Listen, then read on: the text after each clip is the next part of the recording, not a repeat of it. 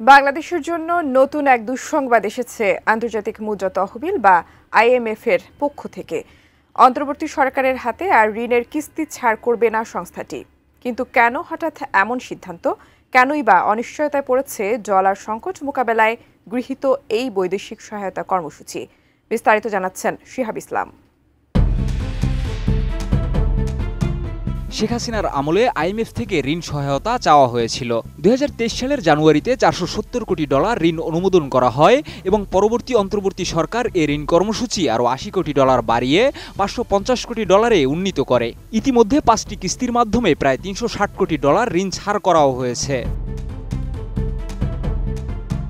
তবে সম্প্রতি বাংলাদেশের জন্য নতুন এক দুঃসংবাদ দিয়েছে আন্তর্জাতিক মুদ্রা তহবিল আইএমএফ থেকে।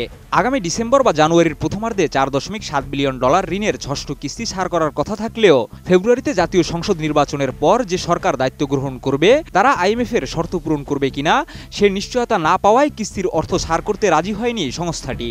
আমি বুঝি নির্মাণের শিল্প, সালাম স্টিল বোঝে ডিউরেবিলিটি। সালাম still, most durable still.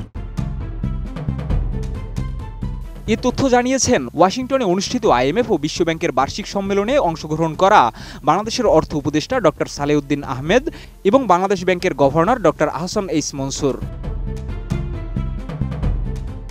IMF মূলত ঋণের কিস্তি ছাড়ের জন্য শর্তগুলো কতটুকু বাস্তবায়িত হয়েছে তা যাচাই করতে বাংলাদেশে একটি মিশন পাঠিয়ে রিভিউ করে থাকে। আর সূচি অনুযায়ী আগামী 29 অক্টোবর সেই মিশন আসবে বাংলাদেশে এবং এর উপর নির্ভর করবে 6টি কিস্তি ছাড়ের বিষয়টি। তবে এই কিস্তির আগে একমাত্র রাজস্ব আয় আহরণের শর্তটি পূরণ করতে পারেনি বাংলাদেশ। অন্য সব শর্ত পূরণ করা হয়েছে বলে জানিয়েছেন অর্থ মন্ত্রণালয়ের কর্মকর্তারা। বাংলাদেশ ব্যাংকের governor doctor Ahsan H Mansur জানিয়েছেন, আমরা সব শর্ত পূরণ করেছি, তবে আগামী কিস্তির অর্থ শিগগির পাওয়া নাও হতে পারে। নির্বাচনের পর যে সরকার দায়িত্ব নেবে তারা আইএমএফ এর শর্ত পূরণ করবে কিনা সেটা নিশ্চিত হওয়ার পরেই কিস্তির অর্থ ছাড় করা হবে। এছাড়া অর্থ উপদেষ্টা ডক্টর সালেউদ্দিন আহমেদ জানিয়েছেন, 6টি কিস্তির অর্থ ডিসেম্বরের পরবর্তীতে মার্চ এপ্রিলের মধ্যে ছাড়া হতে পারে।